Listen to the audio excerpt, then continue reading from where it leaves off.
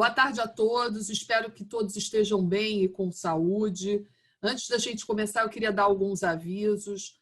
Todas as lives da Gelt Investimentos a gente sobe para o nosso canal do YouTube e para as nossas redes sociais. É importante também que você acesse para ter toda a nossa programação.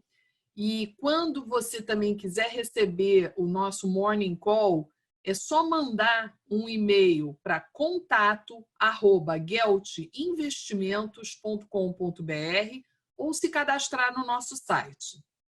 Eu sou Ana Paula Guetá, sócia fundadora da Gelt, a Serviços Financeiros. Nós somos uma empresa de assessoria de investimentos, tanto para clientes pessoa física quanto para pessoa jurídica, com foco no mercado private. Temos uma carteira da ordem de 1,6 bilhões de reais, com mais de 700 clientes ativos em todo o território nacional, com escritórios no Shopping Leblon, no Rio, e no Centro Financeiro de São Paulo, na Rua Iguatemi, pertinho da Faria Lima.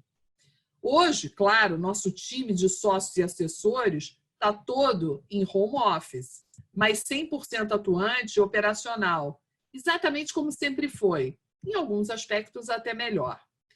Vale dizer aqui que somos 16 colaboradores, sendo 9 sócios comerciais. Como muitos aqui foram convidados por esses sócios, eu vou nomear cada um deles. Carolina Nunes é a responsável pelo nosso escritório em São Paulo e trabalha conosco há mais de 20 anos. Ana Paula Milanês também está conosco há 17 anos. Se juntou à equipe há uns anos Flávio Byron, Patrícia Langoni, José Eduardo Almeida, Renato Pimentel e Bruna Furnaleto. A maioria desses sócios tem mais de 20 anos de experiência no mercado financeiro e que hoje, apesar de todas as crises que o Brasil passou em todos esses anos, a gente atende aos netos, a terceira geração dos nossos primeiros clientes. Queremos aqui somar a homenagem da Gelt Investimentos e da Gelt Serviços Financeiros a tantas outras que estão sendo prestadas aos profissionais da área de saúde que, de norte a sul do Brasil, estão sendo reconhecidos como os grandes heróis de toda essa luta. A vocês, aos médicos e profissionais que estão aqui reunidos, fica o nosso muito obrigada. Agradecer a presença de vocês. A ideia hoje é a gente ser bastante breve. A gente, depois que começou com esse esquema de quarentena, a gente viu pipocar muitas lives, né? Muitos convites, muita coisa bacana acontecendo. Isso é legal, mas principalmente quando o negócio se alonga um pouco, tende a ficar um pouco mais chato, né? Então a gente está fazendo as lives bem pequenas até, tentando condensar bastante a informação para ir direto ao ponto, direto ao que interessa, né? Com esse recado dado, na sequência, cada um quiser fazer uma análise mais específica, eu acho que é super válido, a gente vai falar um pouco disso no final, mas a ideia é ser relativamente breve aqui hoje, tá? Então, já indo para o ponto, o que a gente entende desse momento atual, desse cenário atual, né? A gente vinha num ritmo de vida bem agitado, eu acho que isso aí vale basicamente para todo mundo, né? Essas generalizações são meio perigosas, mas a gente vinha num mundo muito acelerado, num mundo de muita volatilidade, né? Onde já era a mudança já era uma realidade, só que as coisas se acentuaram cada vez mais, né? O mundo está cada vez mais rápido. A gente vinha num cenário de muita individualidade, o coletivo ficava um pouco para trás, muito culto, talvez até a própria imagem, a questão de virtude ficando até mais para trás também, as pessoas em geral muito no foco de consumo e talvez aí uma qualidade ficando no segundo plano. Então, a gente já vinha num mundo bem agitado. E, de repente, de uma hora para outra, a gente encara o Covid, né? O Covid, é mais uma crise? Gente, com certeza, não é a primeira, não é a última, não é a primeira pandemia que a gente tem no planeta e, muito provavelmente, infelizmente, não será a última, né? Mas é uma crise muito rápida. A gente olhando o próprio gráfico do tempo que levou para afetar os mercados, falando do mercado financeiro como um todo. Oi. Tenta falar mais perto para aumentar o seu som. Tem gente que está reclamando um pouquinho embaixo, tá? Tranquilo. Então, a gente acaba entrando no momento de Covid, no meio dessa confusão, né? No meio desse período de correria, a gente acaba entrando, então, num momento de incerteza. A gente ainda tem informação relativamente limitada sobre a pandemia, é uma coisa que a gente ainda não sabe exatamente para que lado que isso vai. É claro que tem países que já estão no estágio mais avançado, mas é difícil saber com precisão exatamente o que vai acontecer, né? O momento atual até me traz uma lembrança da física lá de trás, a gente falava da iminência do deslizamento, né? A gente está basicamente ali na beira do colapso, falando de Brasil, né?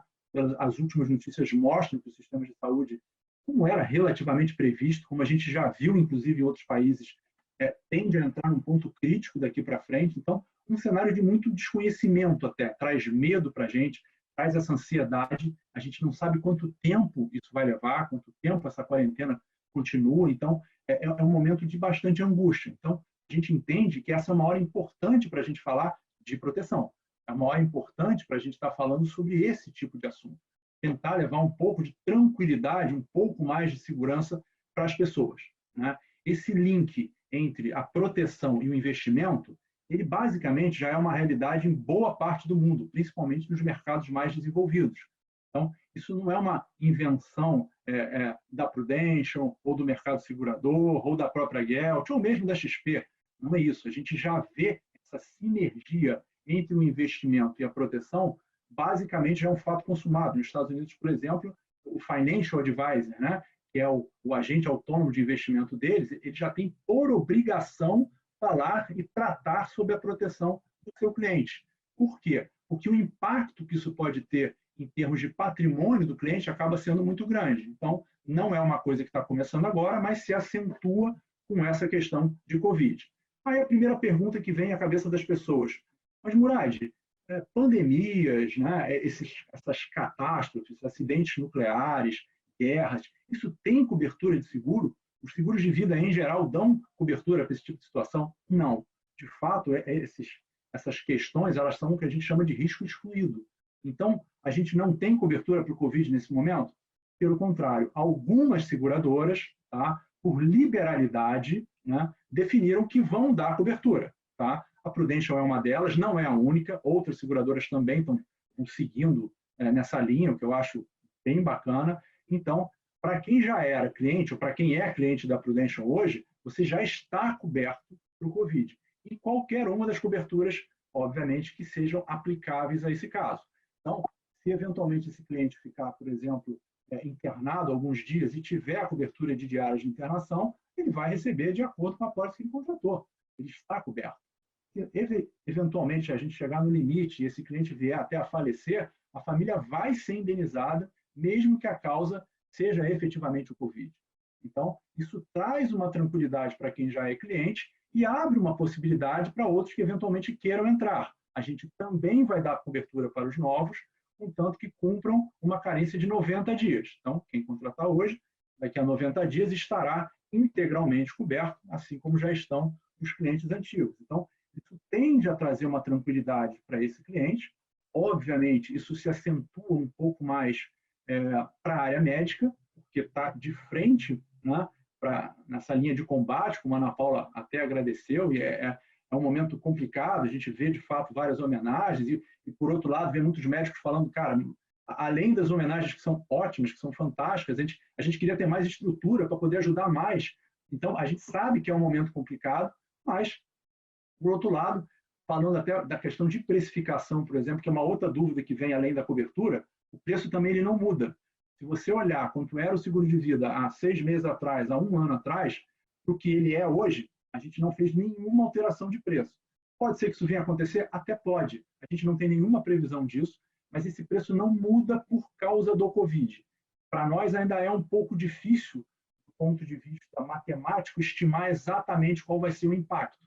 Não tanto pela questão dos modelos matemáticos e estatísticos, mas a questão que a gente tem mais dificuldade é a própria qualidade da informação que chega. A gente vai trabalhar inicialmente com informações da China, óbvio, onde começou, que são informações, digamos, um tanto frágeis, mas isso também não é uma exclusividade da China.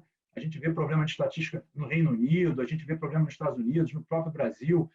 Em alguns lugares testa mais, em alguns lugares o teste demora muito para ter o resultado. Então, as amostras que a gente tem para analisar são um pouco frágeis, mas a gente, obviamente, consegue olhar para frente e imaginar o que vem. E a gente consegue, então, oferecer essas coberturas nesse momento, mesmo sendo um momento relativamente complexo. Para a área médica, eu acho que tem alguns pontos que são mais críticos. Né? Por quê? Você está de frente, né? Você está ali no dia a dia, basicamente, com essa questão. E a gente sabe que, assim, até pelo que já tem sido visto, é quase que uma questão de quando, né? Porque a probabilidade de pegar acaba sendo bem razoável. A gente viu isso em outros países, a própria Itália, mais de 10% das pessoas que tiveram algum tipo de contaminação tem alguma relação com a área médica, direto ou indiretamente falando. Então, é muito tentar empurrar a curva para frente para chegar no momento que não seja, eventualmente, um atendimento crítico, se for necessário. Né? Então, a gente sabe que isso é uma realidade, a gente sabe também que, de certa forma, a exposição prolongada ela pode trazer uma complexidade maior posteriormente, quando houver o contágio. Então, isso já é basicamente um fato. Né? E agora a gente está tratando até um pouco mais com as informações sobre o recontágio. Né? Eu acho que são pesquisas mais que estão vindo aí de Coreia do Sul, então também é uma situação que ainda não está clara. No início era uma coisa muito pontual, já esses casos que eram quase poucos, vamos colocar assim, já se passaram para dezenas, e a gente já está tratando de centenas de casos na Coreia do Sul de recontágio. Ainda não está muito claro qual é o mecanismo que dispara isso, por que acontece com algumas pessoas e não com outras, mas é uma realidade que a gente tem que tratar. Então, o médico, obviamente, ele já tinha uma propensão à proteção maior, mesmo num ambiente diferente do Covid. Essa informação, basicamente, ela é pública. Quem mais contrata seguro de vida, falar de Prudential, e acho que boa parte do mercado, por onde eu passei, também tinha muito isso, são profissionais da área médica. A gente entende que os médicos eles têm esse contato com a doença, eles têm esse contato com os acidentes, eles têm esse contato, inclusive, com a própria morte de seus pacientes. Né? É uma coisa que é inerente à profissão. Então, ele sabe que aquilo ali, de fato, acontece. Ele consegue tangibilizar esse risco de uma forma mais clara. Mas, poxa, Murad, todo mundo sabe que essas coisas acontecem, que acidentes acontecem. Né? Isso é natural, isso é da vida, mas a gente tende a fechar um pouco o olho para isso. A gente tende a querer acreditar que isso vai acontecer com os outros e não com a gente. Então, a gente tende a empurrar qualquer decisão nesse sentido um pouco mais para frente. A gente vai detalhar um pouco isso mais na frente, mas o fato é, a gente acaba não se planejando. Aí eu acho muito importante. A gente começa falando de Covid, porque é o nosso dia a dia. Mas a solução que a gente está colocando aqui não é uma solução exclusivamente para curto prazo. Vi a Patrícia falando no início, o foco que a gente tem que ter é também no médio e no longo prazo. É um foco de olhar o patrimônio da pessoa de uma forma ampla ao longo do tempo. Então, como a gente costuma dizer, não é apenas uma questão de formar patrimônio. Não isso, óbvio, que é um ótimo primeiro passo, isso é uma ótima coisa a ser feita, e basicamente, se vocês são clientes da XP, vocês são clientes da Gelt, vocês já deram esse passo, vocês já estão fazendo isso, né? Cuidando do seu patrimônio. Alguns, obviamente, já têm um patrimônio maior, outros estão formando, alguns estão em crescimento, óbvio, cada um com o seu momento, mas esse passo foi dado. Né? Agora, será que vai adiantar a gente simplesmente acumular sem proteger esse patrimônio? Então, essa conversa que a gente tem rápida aqui hoje é muito sobre essa questão de planejamento. Como que eu faço para preservar o meu patrimônio ao longo do tempo? Independente da questão do Covid, a gente vai ter outros riscos que são muito claros para nós. Tá? Vou exemplificar aqui para vocês de uma forma resumida. Primeiro são os riscos que a gente chama de riscos em vida. Né? São os riscos que a gente tem no dia a dia. São coberturas que vão ser pagas para o segurado em vida. A gente deu um exemplo no início do diárias de internação, por exemplo. Então, eventualmente, a pessoa ficou internada, foi um problema qualquer de saúde, teve que ficar ali 10, 15, 30 dias internada, que seja. Ela, obviamente, vai ter, em muitos casos, e na área médica, para boa parte das especialidades é assim, ela vai ter a sua renda comprometida naquele período ali. Né? Muitos têm consultório, têm clínicas, não vão conseguir atender, não vão conseguir operar. Então, a gente pode ajudar nessa reposição de renda, nessa situação em que a pessoa ficou internada. Por exemplo, a gente poderia dar um exemplo de um acidente que eventualmente cause uma invalidez, ainda que parcial. A gente pode dar o exemplo até das doenças graves. Hoje a Prudential tem coberturas de doenças graves bem amplas. Se a gente olhasse o mercado há 5 anos atrás, até existia, mas era bem limitado. Hoje isso já está muito mais amplo, são 25 doenças em 4 grupos diferentes. A gente tem um grupo cardiológico, a gente tem um grupo relacionado a câncer, a gente tem um grupo de doenças relacionadas às neurológicas, né? E a gente tem as demais. Então, a gama de coberturas que a gente tem hoje é muito grande. Mas por que isso? Para que caso alguma coisa, alguma situação como essa, algum imprevisto desse aconteça, a pessoa esteja protegida e o seu patrimônio não seja afetado. E a gente vai trabalhar muito na linha do patrimônio no sentido de tentar equilibrar. Então, é um pouco diferente também do que a gente costuma ver do estereótipo do seguro no Brasil. Né? Eu vou falar um pouquinho desses preconceitos que a gente tem com o seguro aqui no Brasil. Né? Esse é um deles. É aquela coisa de vou fazer um seguro para o meu cônjuge, minha esposa, meu marido, nunca mais precisar trabalhar. Ou para os meus filhos nunca mais precisarem trabalhar, ou coisas desse tipo, não passarem nenhuma necessidade. Gente, não é isso. Não é disso que a gente está tratando aqui.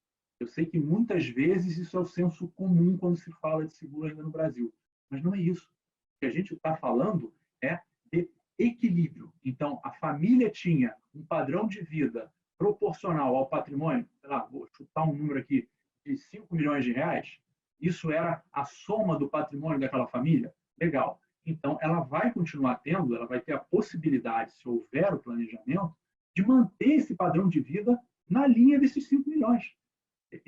Essa qualidade de vida tende a não ser comprometida. Tá? Óbvio que isso é uma coisa que tem que ser planejada. Tá? Mas a ideia não é que a pessoa nunca mais precise trabalhar. Isso vai muito no conceito, inclusive, do que é feito nos Estados Unidos. Lá, né, essa questão do imposto sobre herança é um pouco diferente daqui. Para quem já conhece um pouquinho, o imposto sobre herança lá, óbvio, vai ter N exceções e particularidades, mas em linhas gerais, para simplificar, esse imposto vai custar na faixa de 40%. 40% de imposto sobre fortuna. Tá? Tem países, inclusive, que é mais do que isso. A França, por exemplo, é um exemplo. O Brasil já vem crescendo esse imposto de transmissão, aqui a gente chama ele de TCMD, né, que é o causa-morte-circulação. É um imposto estadual aqui. Tá? Mas o fato é, eles se programam exatamente para pagar o valor do inventário. Então, se eu tenho um patrimônio de 5 milhões de dólares, que não é nenhum absurdo para os padrões americanos, é um bom valor, mas eu vou calcular aqui, 40% de 5 milhões, eu tenho que fazer um seguro de 2 milhões. É isso que ele vai fazer. Ele não vai fazer um seguro maior nem menor. O que ele quer é que, na hora que aconteça um eventual óbito, a família tenha à disposição aquele valor. Isso é uma das vantagens do seguro de vida. Ele não entra em inventário. Todo o seu patrimônio invariavelmente vai entrar e cada vez mais, né? Mas essa parte do seguro, de acordo com o próprio Código Civil, é assim no mundo inteiro. Tá? Ele não vai entrar no inventário, então a família tem liquidez numa hora complicada, ela recebe aquele valor, paga o imposto, paga o tributo e passa a ter, então, os bens livres e desimpedidos, como a gente costuma falar. Aí ela vai dispor do patrimônio como era antes. Né? Se era um bom padrão de vida, bacana, vai continuar sendo. Se era um padrão de vida até ruim, vai continuar ruim, mas o equilíbrio está mantido. Então, é muito disso que a gente está falando, de tentar manter esse equilíbrio, de se planejar para não ser, de certa forma, surpreendido por isso. Então, essa conversa que a gente tem vai na linha de gestão de risco. A gente tem que entender a necessidade de cada cliente, a realidade de cada cliente e vai sugerir uma solução adequada do tamanho desse cliente, proporcional, basicamente, ao patrimônio que ele já tenha. Então, esse que é o nosso desafio, fazer com que essa parte do planejamento patrimonial seja feita com antecedência. Porque as pessoas, às vezes, e aí, já entrando em mais um dos preconceitos, como a gente fala, talvez um bom seguro de vida seja caro. O que a gente costuma ver é que talvez você não tratar desse assunto, você não ter, talvez saia muito mais caro do que você contratar agora, do que você contratar no momento que você puder contratar. Tá? Então, essa ausência ela tende a ser muito mais crítica. Tá? É um assunto super agradável de falar? Gente, definitivamente não. Esse é um dos nossos grandes desafios, né? Falar de uma coisa que, em geral, as pessoas não acordam dizendo, caramba, eu queria muito tratar sobre esse assunto hoje. A gente sabe que não é assim, mas a gente sabe que não conversar sobre isso pode ter um impacto muito severo no seu patrimônio. Então, se a gente puder falar um pouco disso, eu acho que seria, né? Eu acho que é uma coisa importante, eu acho que acaba sendo uma coisa relevante para que você tenha o seu patrimônio mais protegido possível. Então, tá bom, bacana, a gente pode pensar sobre isso. Mas também deixar claro, e é isso super transparente, a gente não só por ser a Gelt, mas já é uma coisa que está no nosso DNA.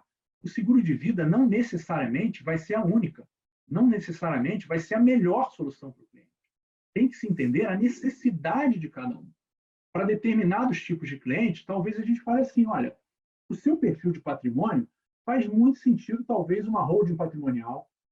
Para outros clientes que talvez tenham outros objetivos, outras perspectivas, talvez para a sua situação, o que faça mais sentido é a gente bolar uma solução ligada a uma offshore. Tá? Tudo legal, tudo dentro da legislação, não estou falando de nenhum tipo de jeitinho, não. Tá?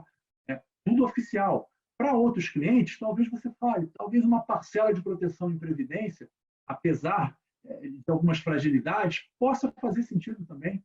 Ou, dependendo do tamanho do cliente, vai ser uma mistura de tudo isso. Talvez você vai ter uma holding para uma parte do patrimônio, vai ter o seguro para uma outra parte, um outro pedaço você vai ter um hedgezinho ali em previdência, e a gente vai conseguir montar essa solução junto com vocês da forma com que o cliente realmente seja bem atendido. Então, a conversa ela não é só para falar de seguro, ela não é só, então isso é a solução perfeita e completa em todos os casos.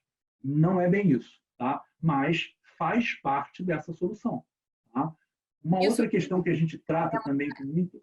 Só interrompendo aí um pouquinho, isso que o Por Murad está favor, falando fique à vontade. é muito importante. Assim, a Gelt, junto com a Prudential, com a XP, a gente faz esse trabalho de avaliação patrimonial. O seguro, em muitos casos, ele faz muito sentido. Em outros casos, não faz sentido. O nosso trabalho é justamente avaliar junto com os clientes a posição deles para chegar na melhor solução. E isso que ele falou, a gente tem situações práticas, né, Ana Paula, que já aconteceram com a gente, de clientes que já vieram com problema. 2 exemplos muito simples, que as pessoas não param para pensar.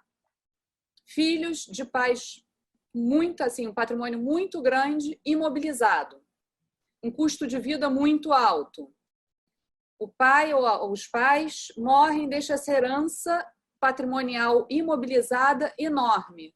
Os herdeiros não têm dinheiro para pagar imposto de transmissão, cartório, advogado, para liberar esses imóveis para poder passar para o nome deles. E que tem um custo altíssimo, que eles estão pagando ali todo mês, de IPTU, enfim, das despesas do próprio imóvel. O seguro de vida, por exemplo, resolve isso. Um outro exemplo, eu vou dar o meu exemplo pessoal, porque eu fiz um seguro de vida para mim. Por quê? Eu tenho filhos em idade ainda não produtiva. Por exemplo, um até começou a faculdade de medicina agora, o outro está também no começo da faculdade. Se hoje eu morro, o meu patrimônio bloqueia todo. Por mais que eles vão ali no cartório, os 2 já são maiores de idade, não tenha litígio e o processo de inventário seja feito rápido, com que dinheiro eles vão pagar isso? Porque meu dinheiro fica todo bloqueado automaticamente. Eles não têm. Segundo, eles precisam, para manter esse padrão que eu dou para eles hoje, como é que eles vão manter esse padrão se eles não produzem e o meu dinheiro vai estar bloqueado? Então, são essas coisas que, junto com a Prudential, a gente vai vendo caso a caso e aí a situação específica de cada um para chegar o que efetivamente aquela pessoa precisa. No meu caso, por exemplo, eu acho que daqui a 10 anos os meus filhos já vão estar produtivos e já vão ter dinheiro suficiente para pagar o inventário que se eu morrer. Ok, então o que eu fiz? O Murad vai chegar lá, eu fiz um seguro whole life, onde daqui a 10 anos eu posso resgatar e pegar meu dinheiro de volta. Então tem N opções e é muito individual. Desculpa, Murad, pode continuar. Deixa eu só complementar. Tanto é individual que, por exemplo, no meu caso, que tenho 2 filhas pequenas, como a Patrícia, eu fui além. O que também chamou a minha atenção? O fato de ter uma apólice para doenças graves. Então, amanhã ou depois, eu tenho uma doença, não posso trabalhar, apesar de ser, assim, no meu caso, sou sócio de uma empresa, continuaria recebendo dividendos, mas uma pessoa que tem que parar de trabalhar para se tratar de um câncer, tratar seja do que for, essa cobertura sobre doenças graves foi algo que eu quis ter, para amanhã depois, se precisar ter um gasto com um médico maior, para você ter uma estrutura numa situação em que a família fica efetivamente muito afetada. Então, realmente, é o que a Patrícia falou, é muito foro íntimo e tem que ser desenhado de acordo com o perfil de cada um. Isso é importante, a gente ter uma conversa, identificar as necessidades e buscar o melhor produto para aquele cliente. Legal, perfeito. Agradeço a participação da Patrícia e da Ana. Quem quiser também comentar, fazer pergunta, fiquem à vontade pelo chat ou direto no áudio. É super informal, acho que a participação de vocês sempre acaba enriquecendo. Pode ser as perguntas tranquilas, pode ser as perguntas difíceis também, até brinco nas lives que eu faço. Não quero só pergunta carinhosa, não. É importante a gente fazer as perguntas que têm que ser feitas, né? Para que não fique dúvida e que a gente realmente consiga avançar de uma forma útil, né? Então, vamos lá. Aproveitando até o gancho do comentário da Patrícia e da Ana, e voltando até na nossa linha desses preconceitos, a gente também tende a achar, seguro tem muito detalhe, a gente acaba falando, isso aí seguro é tudo igual, né? E não é bem isso. Vocês viram até a própria Patrícia citando a questão do whole life. O que é o whole life? As apólices que são, digamos assim, mais recomendáveis para o caso de sucessão, elas vão ter algumas características bem diferentes do que a gente está habituado a ver no mercado atualmente, né? As apólices, vamos aí comparar com aquela situação, já é um outro preconceito de apólice de banco, né? Muitas vezes vendida ali com um certo interesse de reciprocidade, etc. Esquece esse modelo. Aqui tem que funcionar para o cliente. Elas citaram, inclusive, momentos diferentes de vida. Isso é uma outra realidade também. A gente sabe que, ao longo do tempo, a configuração familiar muda, o patrimônio da pessoa muda. Então, essas apólices tendem a ser atualizadas a cada 5 ou a cada 10 anos, dependendo da velocidade de mudança de cada cliente. Então, você contrata alguma coisa hoje, legal, a gente vai rever isso lá na frente. Não tenha dúvida, é uma relação de médio e longo prazo. Tá? Mas, voltando, essas apólices atuais, elas tendem a ser bem diferentes. Olha a hora que eu estou enfatizando, bem diferentes do que a gente está acostumado a ver. Tá? Por exemplo, essas apólices, elas são, talvez esse seja o grande diferencial, elas são vitalícias. São apólices que vão cobrir o cliente independente de qualquer mudança, de qualquer coisa que aconteça. Por que eu enfatizo tudo isso? Porque muita gente acha que as apólices de banco são assim, e a gente vai ver que parte delas são até temporárias, outra parte, elas até são vitalícias, mas elas seguem o Código Civil. E nesse aspecto é ruim. Eu falei que era bom em relação à tributação, né? E é de fato, mas em relação à análise de risco é um tanto frágil. O Código Civil tem um capítulo brasileiro, né? Ele tem um capítulo específico para seguro de vida, e uma das cláusulas diz que o segurado tem que avisar a seguradora se ele tiver alguma mudança de risco significativa. Então, se ele descobrir que tem uma doença, ele tem que avisar a seguradora. Então, muitas vezes, a pessoa está lá 20, 30, 40 anos pagando, naturalmente ela descobre que tem algum problema de saúde, algo previsível, estatisticamente provável até, né? Ela tem que avisar. Na hora que ela avisa, porque é uma obrigação do segurado, a seguradora eventualmente tem a prerrogativa de cancelar essa apólice de forma unilateral. Então, são apólices que talvez não sejam tão firmes ao longo do tempo. A Prudential, tá, ela abre mão dessas cláusulas do Código Civil em todas as apólices, porque a gente entende que isso não é razoável. A gente entende... Oi. Desculpa. Eu queria aproveitar, então, pegar esse teu gancho e te fazer uma pergunta, uma provocação. Você, por exemplo, a gente vai ter muito cliente que vai perguntar para a gente assim, mas será que a minha apólice é boa? Existe a possibilidade de você avaliar as apólices das pessoas, se quiserem, e para ver se tem realmente alguma pegadinha? Porque eu já peguei casos, já aconteceu com 2 clientes meus, que a gente deu uma olhada, eu me lembro que você me ajudou até na época, e que a gente viu que realmente acontecia esse tipo de coisa. Então, às vezes o cliente faz a apólice, acha que está super segurado e, de repente, não está. Então, assim, é um serviço que a gente pode estar oferecendo aqui, de avaliar essas apólices para essas pessoas e aí, eventualmente, ver como é que migra, como é que a gente consegue dar uma cobertura mais completa? Sem dúvida, Ana, eu acho que isso aí faz parte, é quase que uma obrigação nossa. Dou o exemplo, até reforçando o que eu falei, do Financial Advisor. Nos Estados Unidos é super comum as pessoas terem suas apólices na pessoa física. Não estou nem falando daquelas proteções de seguro de vida em grupo, né? Seguros coletivos, que muitas vezes são exigências legais, né, atreladas a acordos sindicais. Não estou nem falando disso, não, estou falando de apólices individuais.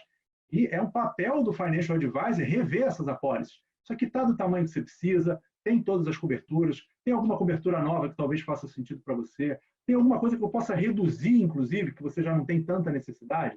É um pouco do que eu falei agora há pouco. A necessidade ela muda com o tempo.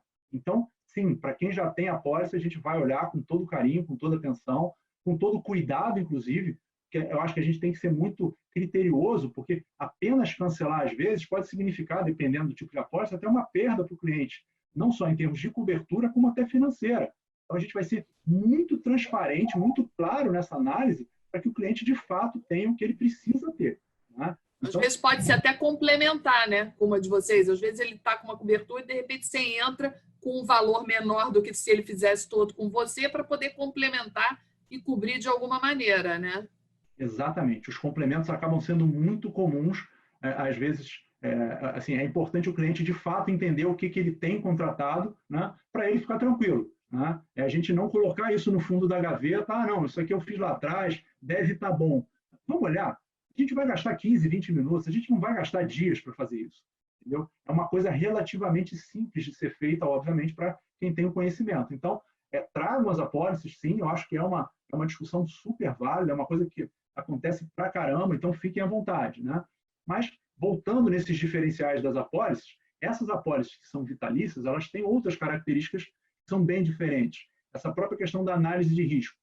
As seguradoras que são mais sérias, vamos colocar dessa forma, elas tendem a fazer uma análise de risco prévia. Ela vai olhar o cliente com um pouco mais de detalhe antes de ele entrar.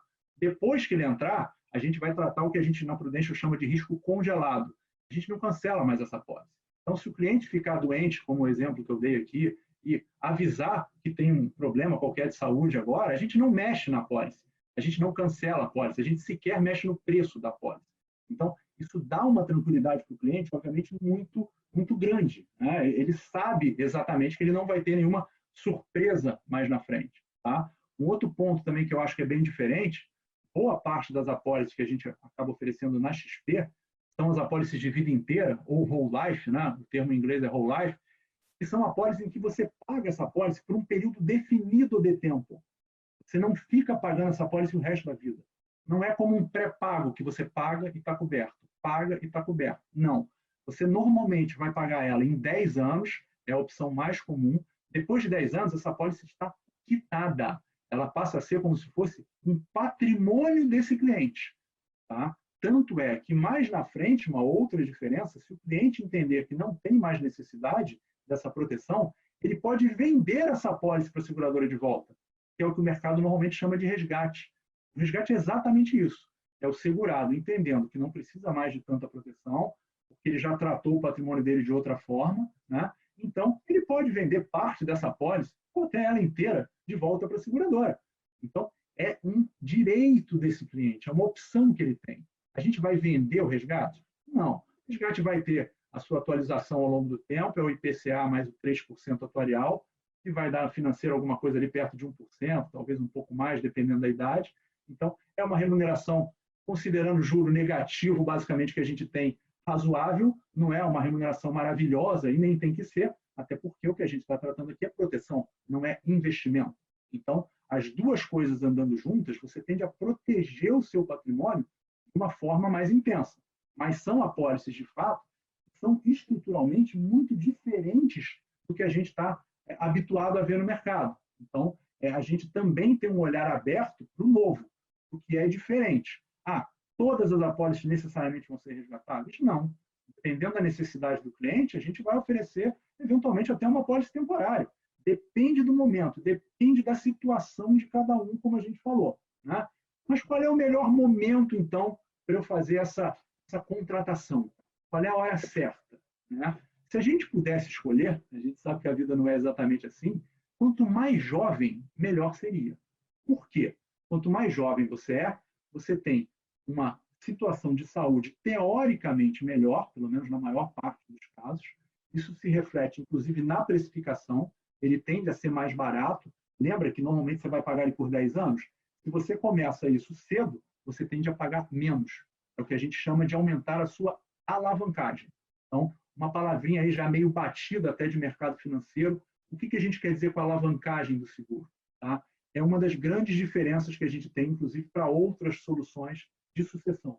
A alavancagem vai permitir que, com uma parte relativamente pequena de patrimônio, você tenha uma cobertura maior.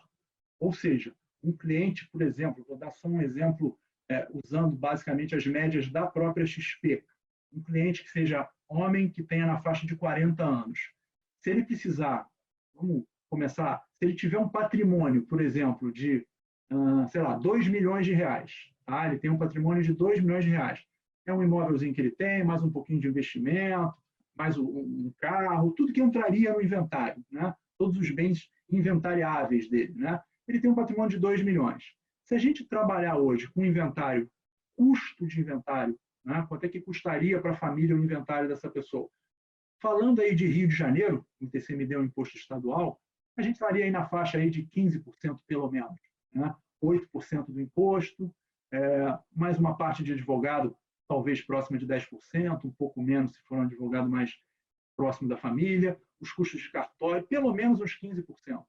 Então, 15% de 2 milhões, a gente está falando de uma cobertura de 300 mil. Não é uma coisa enorme, não é uma coisa gigante. É o tamanho que ele precisa. Para ele manter o equilíbrio, né, para os herdeiros dele, é isso que ele precisa. Tá? Mas aí, quanto é que custam esses 300 mil para esse cliente de 40 anos? Vai custar metade disso parcelado em 10 anos. Tá? Então, se a gente está falando de 20%, 15%, desculpa, de 2 milhões, a gente está falando de 300 mil, né? Isso vai custar 150 mil reais. Caramba, mas é muito dinheiro ao longo de 10 anos. E entenda que esses 15 mil que eventualmente ele paga por ano, eles são patrimônio do cliente. Se lá na frente ele entender que quer esse dinheiro de volta, quando ele terminar de pagar, por exemplo, um dos momentos que ele pode resgatar, ao final do pagamento, ao final dos 10 anos, ele já resgataria todo esse capital que ele pagou devidamente atualizado. Então, o risco de comprar a solução, ele acaba sendo muito limitado. E mesmo que lá na frente você fale assim, cara, mudei meu padrão, doei parte do patrimônio, gastei parte do patrimônio, arrumei outro tipo de ferramenta, sem problema. Isso não é uma decisão definitiva que vai durar 100% do resto da vida. A gente lá na frente tem a opção, se você entender que não tem mais necessidade, você pode resgatar integralmente o que você pagou. Esse ponto é muito importante, né, Murad? Porque o brasileiro ele tem a cultura de fazer o seguro dos seus bens, que é o seu carro, sua casa, seu imóvel, sua casa de campo, se for pegar fogo. Mas a gente não vê e não para pensar no seguro patrimonial também, fora o seguro da pessoa que gera esse patrimônio, da pessoa que trabalha. E, ao mesmo tempo, digamos que você se programe para fazer esse seguro, ao longo desses 10 anos, foi o que mais me chamou a atenção no Whole Life, foi o que não é a fundo perdido como eu pago, 10% do valor do carro, todos nós pagamos, é fundo perdido. Eu vou lá e pago esse valor, e daqui a 10 anos eu vou reavaliar se eu quero manter ou se eu vou lançar mão desse dinheiro corrigido por IPCA entre 1 e 3, dependendo aí do perfil. Então, assim, para mim eu não tive realmente dúvida, porque se eu precisar desse dinheiro daqui a 10 anos, virou uma poupança forçada, virou um seguro de vida e, para mim, ainda por cima, um seguro também para doenças graves. Né? Foi um pacote que realmente foi o que me fez procurar o produto. Murad, tem uma pergunta aqui de um cliente que me mandou por WhatsApp. Gostaria de saber o limite superior de idade para entrar no plano de sucessão. Os seguros que são vitalícios... Fala mais alto, ficou baixo de novo. Os seguros que são vitalícios, a gente vai ter, vamos dizer assim, a opção completa até 65 e vai ter uma opção um pouco mais limitada em termos de capital segurado até 75 anos. Então, hoje a gente vai até 75. Eu acho que em breve a gente até deve aumentar um pouco esse limite, né? A alavancagem, evidentemente, ela diminui nessa faixa etária. Tá? Então, se o cliente realmente for mais velho, essa diferença que eu citei aqui, do cara pagando 150 mil para comprar 300, né? Essa alavancagem ela tende a diminuir bastante. Mas, obviamente, é uma solução que vai ser adequada em muitos casos. Às vezes, a pessoa tem necessidade, por exemplo, de direcionar uma parte do patrimônio para uma pessoa X. Com o seguro de vida, ela consegue fazer isso.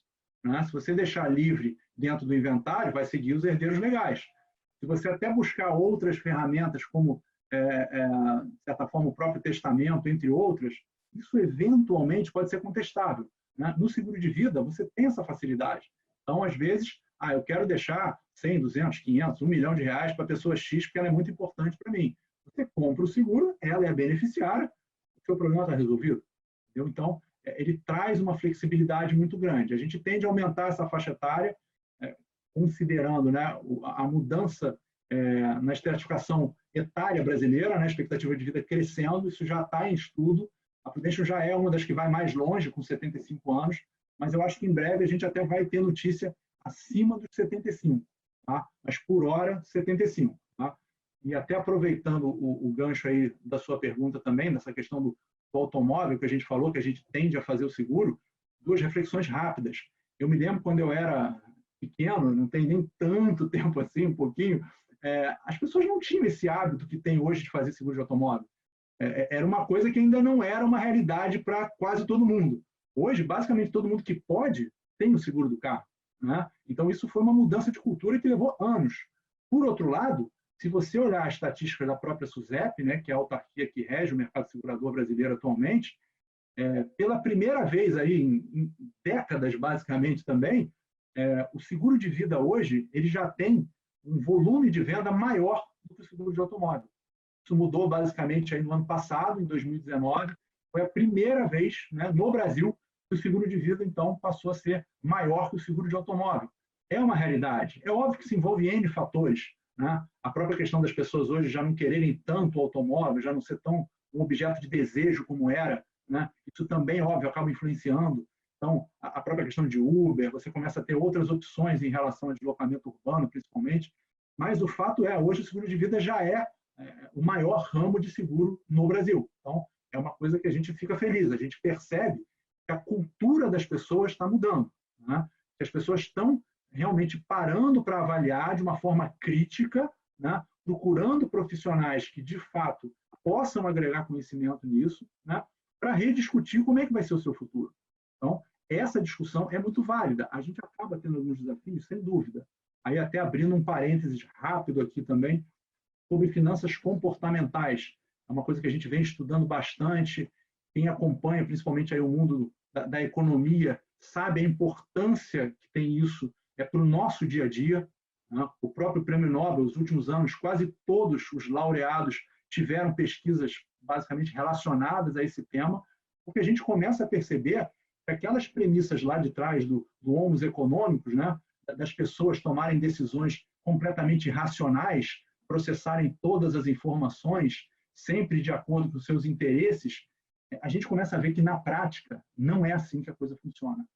A gente tende a criar caixinhas dentro da nossa cabeça, a gente tende a criar alguns preconceitos dentro da nossa cabeça e a gente tem que trabalhar um pouquinho com isso. Tá? Na prática, por exemplo, trazendo aqui para o nosso dia a dia, para coisas que sejam aplicáveis, né? A gente tende a ter, por exemplo, muito uma leitura seletiva. Né? Posso falar até um pouco aí de política, a gente vê uma polarização no Brasil muito grande. As pessoas que gostam de A ou B, independente de quem seja, acabam, eu só processo o que vai de acordo com a minha crença. Eu tendo a não olhar qualquer coisa que seja diferente. E isso é um pouco perigoso, porque talvez o outro lado, eventualmente, né, tenha algum argumento interessante, pelo menos parte da argumentação seja interessante. Será que não tem alguns pontos de contato? Será que não tem alguns pontos de interseção? Né? Eventualmente vão ter. Então, a gente tem que tomar um pouco de cuidado, porque a nossa cabeça tende a simplificar as coisas. A gente não quer gastar muita energia, e aí a coisa tende a ter uma análise muito simplista, às vezes. Outro exemplo que a gente vê muito é esse trade de curto prazo com longo prazo. Isso é super comum. A gente vem de um país lá de trás, uma inflação galopante, como diziam, né? Quem tem essa memória inflacionária tende a ter uma propensão de consumo maior, normal, para até qualquer categoria, não estou falando exclusivamente de área médica ou de Rio de Janeiro. Cara, a gente tende a ter isso, porque no passado era basicamente o que se exigia para ser feito. A gente não tinha muito como planejar a longo prazo, só que a gente tem que ter esse olhar. Eu acho que, cara, você vai deixar de consumir, não vai consumir mais nada? Não é isso. sem radicalismo, né? É bom senso, é equilíbrio. Então, vamos consumir um pouquinho? Vamos curtir, vamos aproveitar, claro, isso faz parte da vida. É bacana a gente se dar um presente de vez em quando. Mas será que eu também não posso me dar um presente lá no futuro? Será que eu não posso pensar um pouco na minha família? Será que eu não posso pensar um pouco se eu passar por alguma situação complexa mais na frente? Então, exatamente a gente talvez adiar um pouco de um consumo presente para se proteger, não necessariamente com seguro, tá? Estou falando até de uma forma mais ampla, né? Mas a gente ter um pouco esse olhar e fugir um pouco dessas armadilhas. Então, se a gente conseguir parar e pensar, e talvez esse seja um bom momento para isso, né? Dado o cenário que a gente vive, eu acho que é muito importante. Quem é que não tem exemplo de conhecidos, eventualmente até de familiares, em que tinham uma fortuna significativa e simplesmente não chegou na geração seguinte? São inventários, às vezes, que se arrastam por anos, por décadas, até porque a justiça brasileira muitas vezes também não ajuda, né? Então, quem é que não tem caso disso? Sempre que eu faço treinamento, sempre que eu faço live, cara, quase todas as pessoas vão ter casos em maior ou menor grau que passaram por esse tipo de situação, né? Então, a gente parar um pouco para refletir. É muito essa cabeça do americano. Ele sabe que no dia seguinte de um problema dele, o que ele está deixando é uma dívida. O que ele está deixando é 40% do patrimônio dele em dívida para a família resolver. Então, será que dá para equacionar isso? Eu acho que sim. Tá? A resposta que eu tenho para vocês é: a gente consegue parar e pensar um pouquinho sobre isso? Com certeza. É uma coisa que talvez não seja o melhor assunto, concordo, mas eu acho que vale a iniciativa da gente falar sobre isso.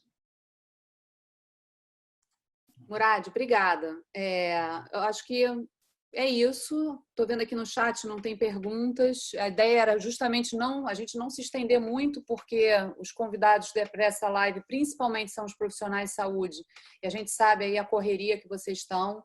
Então, eu queria agradecer. Muito obrigada. Parem para pensar. Isso que o Murad falou é importantíssimo. O que ele falou, o mercado americano, que é o 40%, que é o valor lá do imposto de herança que é pensado, aqui não é 40%, aqui é 15%. Mas a gente vê no nosso dia a dia, já que a gente tem aí já 30 anos de mercado, isso acontecendo muito. As pessoas com dificuldade de desenrolar inventário e se enrolando muito por não ter o dinheiro para conseguir finalizar esse processo. Então, cada um, assim, para pensar, procura a gente pode colocar vocês em contato com o Murad. Por que Prudential também? Né? Isso deixando claro, a Gelt Serviços ela não tem exclusividade, mas a gente escolheu a Prudential para ser nosso parceiro junto à XP, porque a Prudential é uma das empresas daquela Too Big to Fail. A história das Torres Gêmeas, né, foi a primeira empresa, eu não sei se foi a única, o Murad me corrige se eu estiver errada, mas que na situação das Torres Gêmeas, que eles não precisavam reembolsar as famílias, eles pagaram todo mundo, inclusive naquele ano a empresa teve um impacto importante no balanço. Então, uma empresa que já se provou aí, né, já quanto tempo existe a Prudential, Murad? Com 145 anos, uma outra cobertura que a gente já deu, só para exemplificar, foi a gripe espanhola. Lá atrás, a gente já tinha isso no DNA. Então, assim, é quem a gente selecionou entre as várias opções que a gente pode trabalhar, mas para ser realmente um parceiro que a gente confia justamente para essa reserva de longo prazo.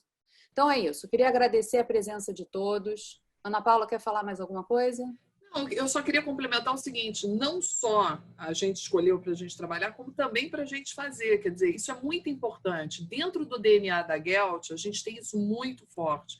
A gente não vende para os nossos clientes o que nós próprios não compraríamos. Então, a gente, obviamente, na física, quando você vai escolher um produto como esse, a gente fez um roadshow, conversou com vários e descobriu que para o nosso perfil que se adequava e o que nos atendia era o produto da Prudential.